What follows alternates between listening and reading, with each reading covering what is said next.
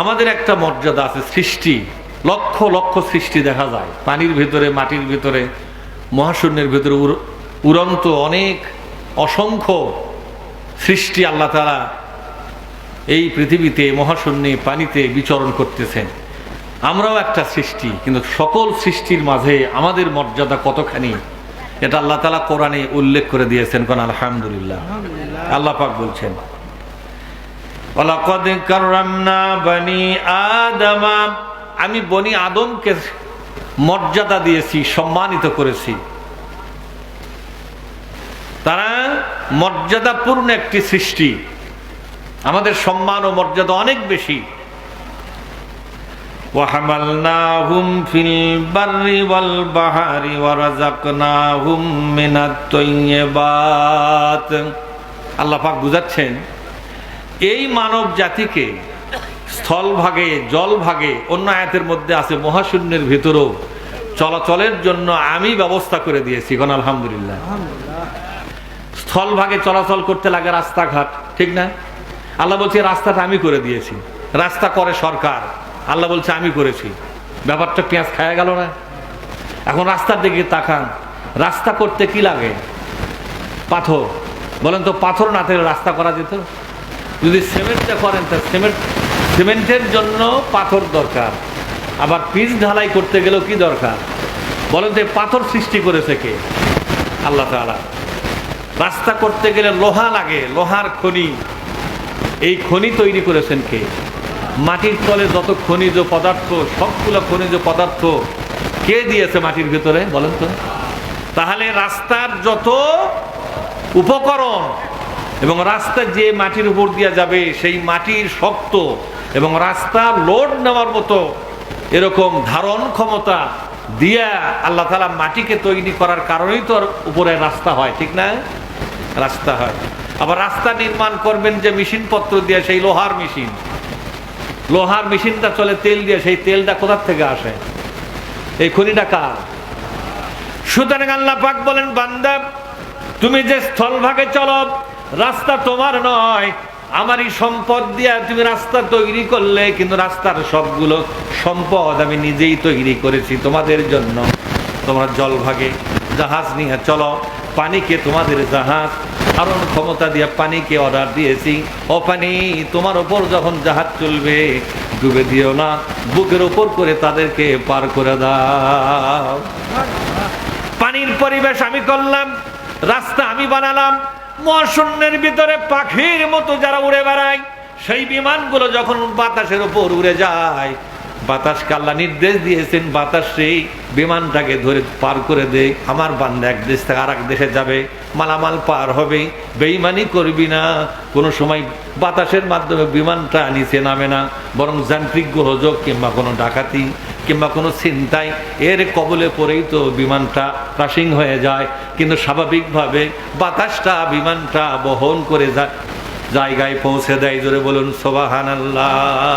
এই ব্যবস্থা কার?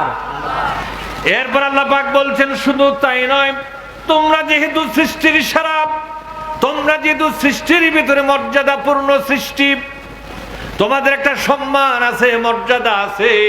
তোমাদের মর্যাদার দিকে তাকায়া আমি আল্লাহ তাআলা তোমাদের খাদ্য হিসাবে যে খাদ্য দিলাম, খাদ্যটা পবিত্র করে দিলাম। কোন নাপাক খাদ্য দিয়ে আমি তোমাদের খাবারের ব্যবস্থা করি নাই।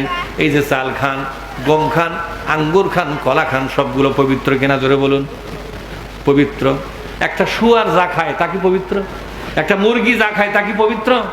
মুরগি পেশাব, পায়খানা, আবর্জনা সব খায়, পবিত্র নয়। শুধু মানুষের খাবারটাকে আল্লাহ পবিত্র করেছেন। সুবহানাল্লাহ পাঠ করেন।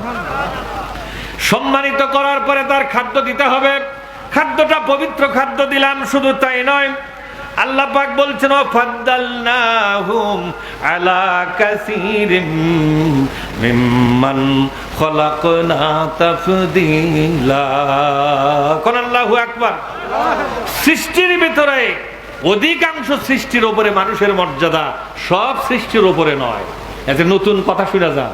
আমাদের সমাজে একটা কথা চালু আছে, সকল সৃষ্টির উপরে মানুষের মর্যাদা। আল্লাহ বলছেন, না না না, তা হবে কেন? আমি যত কিছু সৃষ্টি করেছি তার কিছু সৃষ্টির নিচে মানুষের জায়গা। তবে বেশিরভাগ সৃষ্টির ওপরে মানুষের মর্যাদা। আমি কি বুঝাতে পারলাম? কথাটা কে বলেছেন? মানুষ সব সৃষ্টির উপরে তার মর্যাদা নয়। কিছু সৃষ্টি আল্লাহ পাক করেছেন যার উপরে মানুষ যেতে পারবে না।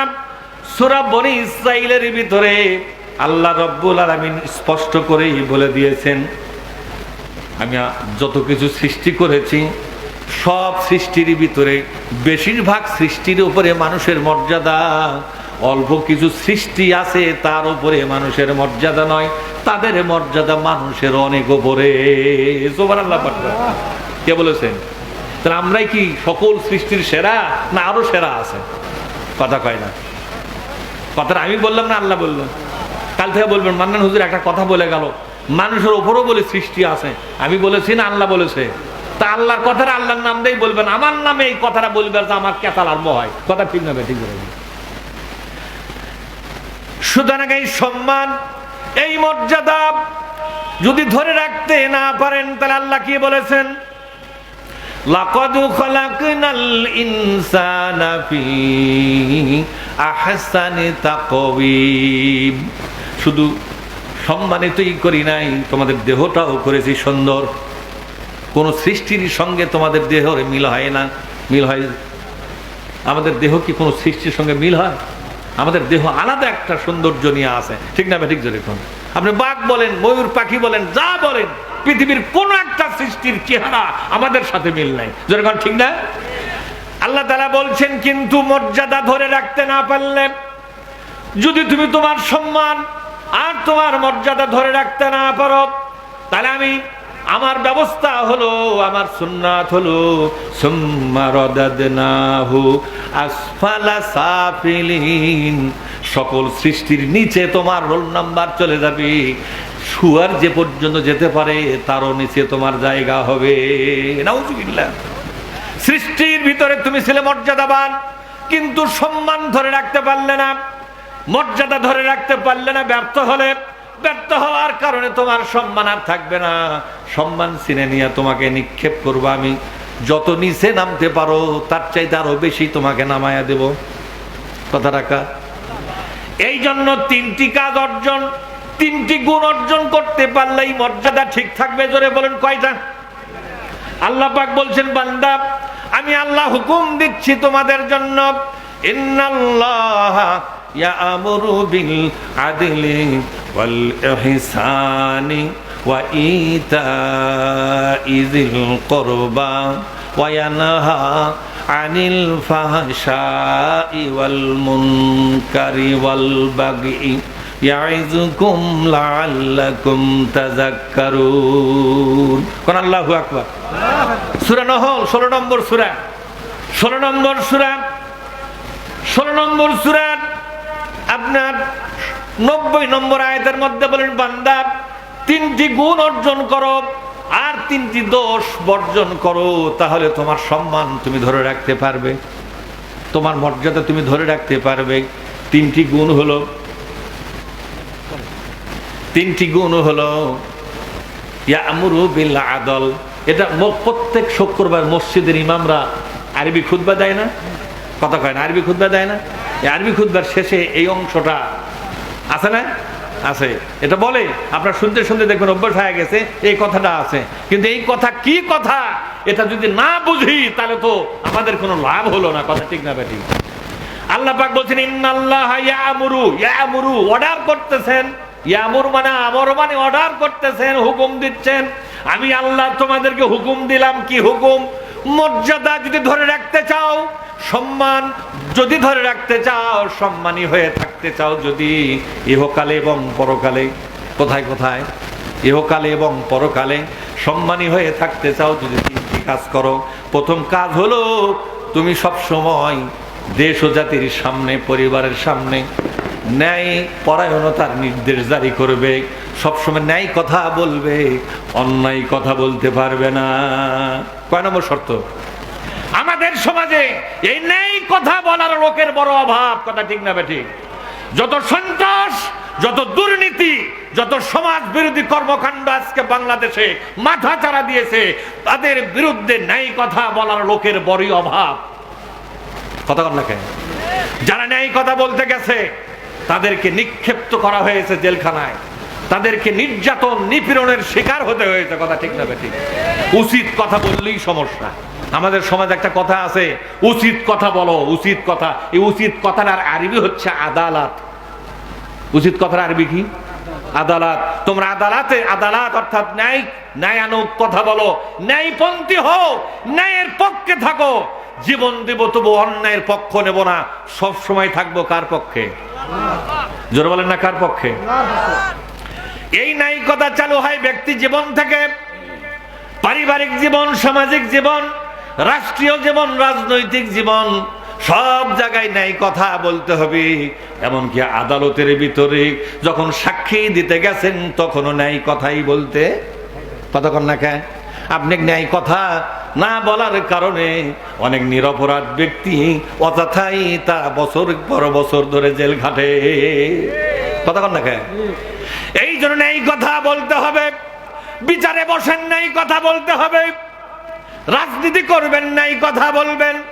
অফিসে বসেছেন, ন্যায় কথা বলবেন।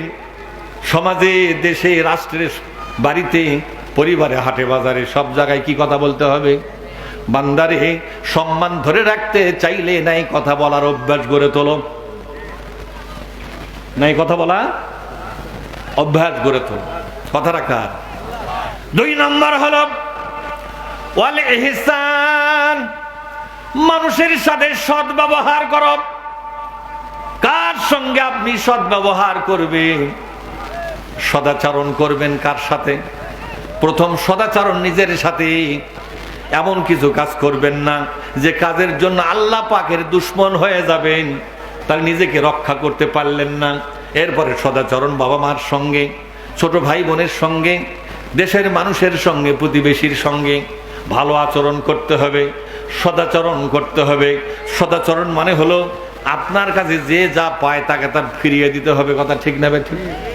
মানুষের সঙ্গে অসৎ আচরণ করা যাবে না, মানুষের সঙ্গে খারাপ আচরণ করা যাবে না। হাট কন, বাজার কন, রাজনীতি কন, অফিস কন, আদালত কন, সব জায়গায় মানুষের সঙ্গে সদাচরণ করতে হবে। আপনার চাইতে একজন গরিব দুঃখী কাঙ্গাল, তার সঙ্গে কি অসৎ আচরণ করতে পারবেন নাকি? কথা কন না কেন? তাহলে বলেন তো, একটা ভ্যানালার বয়স হলো 60 বছর, কয় বছর? আপনার বয়স হলো কেবল 30 বছর। আপনি বলছেন যাবা, যাবা নসদপুর যাবা, বয়স কত ফাঁক? কথা কয় না, কত ফাঁক বয়স? হ্যাঁ, 30 বছর ফাঁক। কি বলতেছে? যাবা। 30 বছর এই ছেলেটা যে কথাটা বললো, এটা কি সদাচরণের মধ্যে পড়ে? কথা কয় না, এটা কি সদাচরণের মধ্যে পড়ে? আপনার চাইতে আপনার বাবার বয়সী ভ্যানালা এমন ভাবে তাকে ডাকলেন, এই ডাকের মধ্যে তার মর্যাদা পেল না। সে যেন ছোট জাত হয়ে গেছে ভ্যান চলাবার কারণে। এই যে ছোট জাত ধারণা করা,